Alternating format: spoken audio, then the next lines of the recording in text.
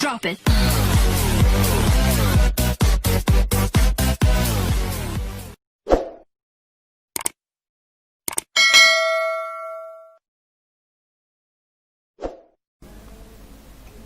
Assalamualaikum warahmatullahi wabarakatuh. Puji syukur kita panjatkan kehadirat Allah Subhanahu wa Ta'ala, karena atas limpahan rahmat dan karunia-Nya lah sehingga kita pada kesempatan kali ini tetap masih diberikan kesehatan oleh Allah Subhanahu wa Ta'ala. Maka tidak henti-hentinya kita mengucapkan rasa syukur kita dengan melapaskan alhamdulillahirabbil alamin.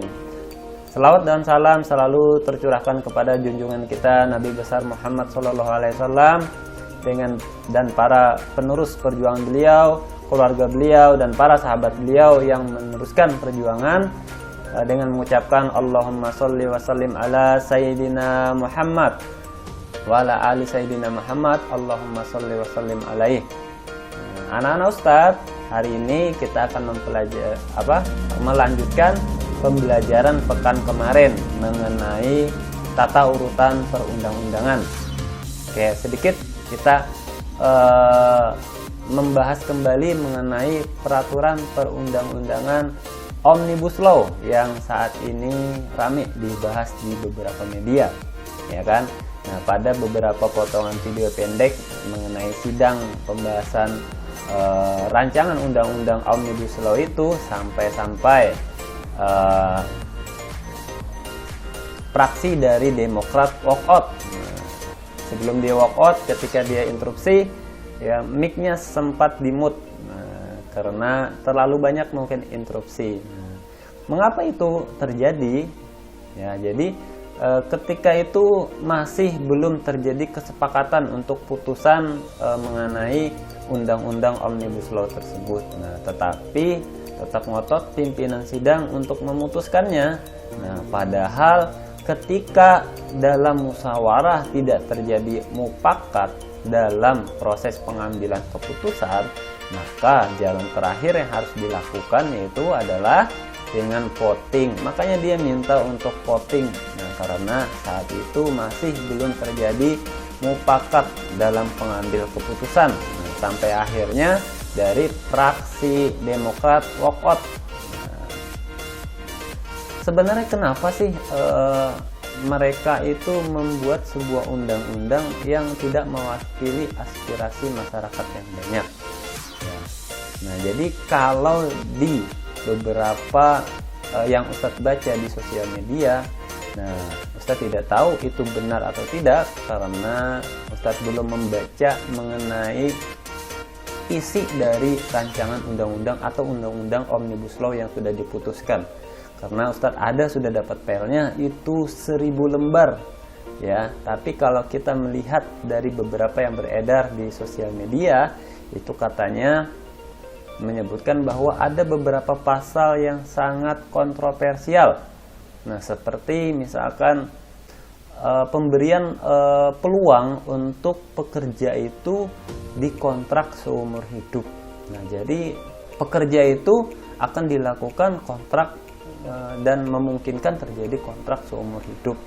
Nah, dan juga memberi celah untuk para pengusaha itu tidak membayarkan pesangonnya ketika misalkan pekerja itu mengundurkan diri atau tidak ada uang pisah lah, seperti itu. Nah, atau dalam hal ini apalagi pengusaha-pengusaha yang curang, dia ngakalin karyawannya sehingga terjadi PHK, ya. Apalagi di musim yang sangat sulit ini, yaitu di musim pandemi ini sangat memungkinkan sekali beberapa perusahaan-perusahaan akan melakukan PHK massal, karena mengingat sangat sulit sekali sekarang ini roda perekonomian itu berjalan. Sehingga kalau mereka mem-PHK karyawan, mereka harus memberikan uang pisah, ya kan? Nah, dengan undang-undang yang sekarang, maka sangat dimungkinkan sekali tidak ada pemberian uang pisahnya. Nah, kita masuk ke materi mengenai materi sebelumnya tentang bagaimana sih proses pembentukan peraturan perundang-undangan. Oke, let's go. Proses pembentukan peraturan pemerintah atau PP itu disiapkan oleh kementerian dan atau lembaga pemerintah bukan kementerian. Jadi ada dua tahap perencanaan itu, ada bisa disiapkan oleh kementerian atau bukan lembaga pemerintah yang bukan kementerian, ya. Tahapan penyusunan rancangan peraturan pemerintah ini dengan membentuk panitia antar kementerian dan atau lembaga pemerintah yang bukan kementerian.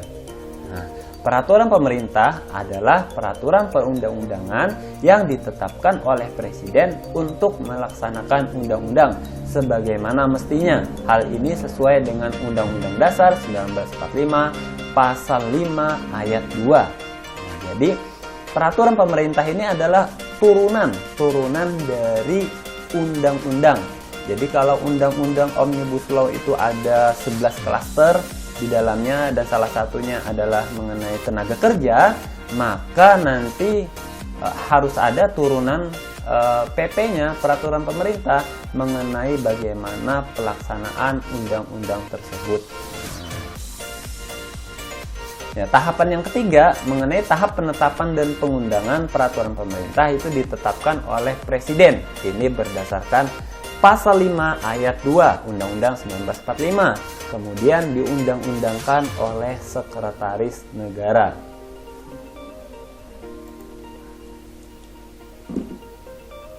Nah, berikutnya mengenai proses pembentukan peraturan presiden. Apa sih peraturan presiden itu? Ya, peraturan presiden itu adalah peraturan perundang-undangan yang ditetapkan oleh seorang presiden untuk menjalankan pemerintahannya. Nah, peraturan perundang-undangan yang lebih tinggi atau dalam penyelenggaraan kekuasaan pemerintahan. Tahapannya bagaimana? Yang pertama, pembentukan panitia antar kementerian dan atau lembaga pemerintah non-kementerian oleh pengusul. Nah, jadi yang bisa membentuk panitia itu presiden, bisa diambil dari antar kementerian ataupun dari lembaga pemerintah non-kementerian. Nah, berikutnya pengharmonisasian atau pembulatan dan pemantapan konsepsi rancangan dari peraturan presiden dikoordinasikan oleh menteri yang menyelenggarakan urusan pemerintahan di bidang hukum. Nah, selanjutnya baru pengesahan dan penetapan oleh presiden. Oke. Nah, berikutnya mengenai Perda, peraturan daerah provinsi.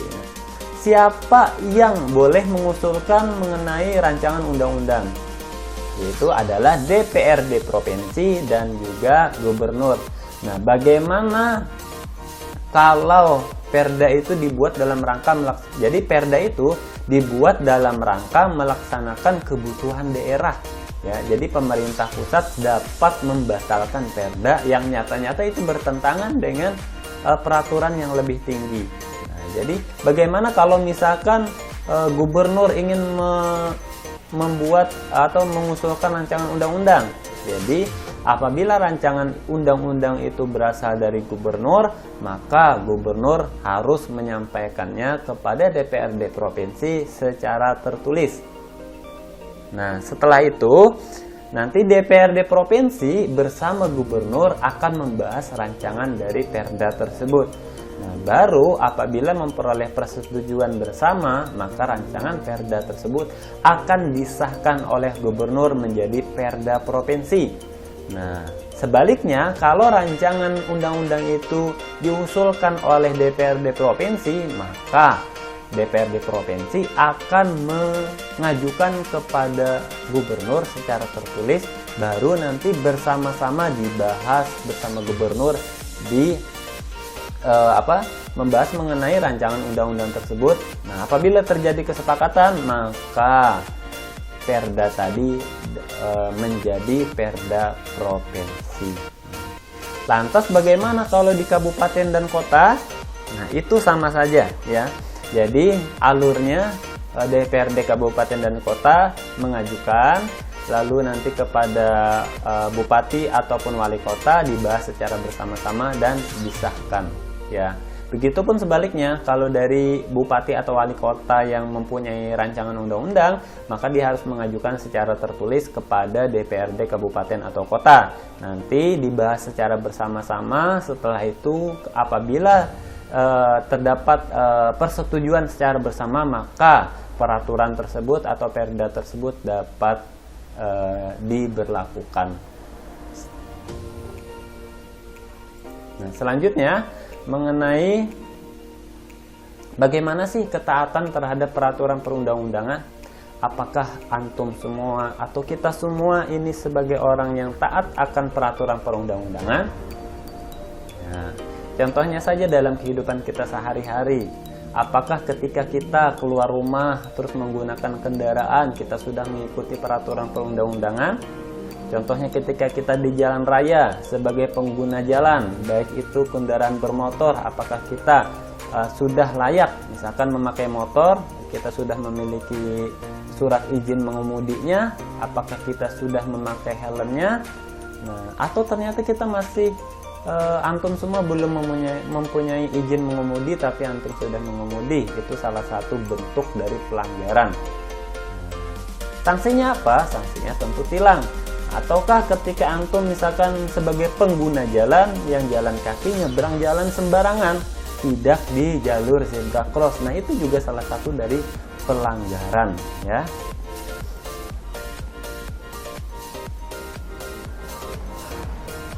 Nah, sikap yang sesuai dengan peraturan perundang-undangan. Kepatuhan berarti sikap taat atau siap sedia melaksanakan aturan. Nah, bersikap patuh akan membentuk perilaku kita yang disiplin. Baik itu kita di lingkungan keluarga, di lingkungan sekolah, ataupun di lingkungan masyarakat. Nah, jadi pembiasaan perilaku disiplin itu harus ditanamkan sejak dini. Sejak antum dari bangun tidur, apa yang harus dilakukan? Ketika bangun tidur, sholat subuh misalkan, setelah itu murojaah, nanti beres-beres kamarnya, nah setelah itu mandi dan makan. Nah, jadi kalau antum melakukan itu setiap hari, maka nanti itu akan membentuk sebuah perilaku yang disiplin untuk kehidupan antum. Nah, kepatuhan terhadap peraturan perundang-undangan nasional berkaitan dengan terbentuknya kesadaran hukum setiap warga negara. Nah, kesadaran hukum warga negara ini dapat diukur dari beberapa indikator. Yang pertama, pengetahuan hukum. Nah, inilah fungsinya kita belajar bahwa kita harus memiliki pengetahuan hukum. Nah, seseorang mengetahui bahwa perilaku-perilaku tertentu itu telah diatur oleh hukum. Nah, jadi jangan sampai kita tidak atau buta sama sekali dengan hukum, ya. Jadi peraturan hukum yang dimaksud di sini adalah hukum tertulis maupun hukum yang tidak tertulis. Berikutnya, pemahaman hukum. Seseorang warga masyarakat mempunyai pengetahuan dan pemahaman mengenai aturan-aturan hukum. Nah, jadi setelah kita memiliki pengetahuan hukum, kita harus bisa memahaminya. Nah, setelah kita bisa memahami, maka kita akan memiliki sikap yang taat kepada hukum. Nah, kalau kita sudah memiliki perilaku yang taat kepada hukum, maka pola perilaku hukum itu di mana seseorang atau dalam suatu masyarakat menjadi suatu kebiasaan.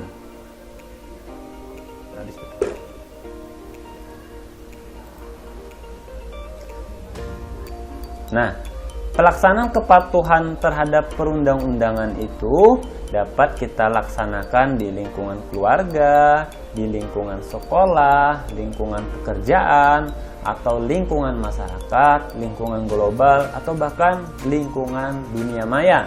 Nah, jadi antum juga harus berhati-hati ketika berada di sosial media. Jangan sampai antum melakukan tindakan-tindakan yang melawan hukum. Contohnya misalkan antum menyebarkan berita hoax. Nah, itu salah satu pelanggaran terhadap peraturan perundang-undangan dan itu ada pidananya, atau pencemaran nama baik misalkan di sosial media. Nah, jadi jangan sampai seperti itu, ya. Kita harus memiliki kesadaran hukum yang tinggi. Nah, sebelum kita memiliki kesadaran hukum yang tinggi, maka kita harus memiliki pengetahuan dulu mengenai hukum. Setelah kita mengetahui tentang pengetahuan hukum itu, kita harus bisa memahaminya, baru kita bisa melaksanakannya. Nah, bangsa yang taat hukum memiliki peradaban yang tinggi. Sebaliknya, bangsa yang tertinggal peradabannya cenderung rendah akan ketaatan hukumnya. Nah, ini menurut Ganang Laksita. Nah, demikian mungkin yang dapat Ustadz sampaikan pada pertemuan kali ini. Salah hilap Ustadz mohon maaf. Kita akhiri pembelajaran hari ini dengan mengucapkan Alhamdulillahirabbil alamin, istighfar, astagfirullahal azim, dan doa kafaratul majelis. Subhanakallahumma wa bihamdika ashhadu an la ilaha illa anta astaghfiruka wa atubu ilaih. Demikian salah hilap Ustadz mohon maaf. Wabillahi taufiq wal hidayah. Assalamualaikum warahmatullahi wabarakatuh.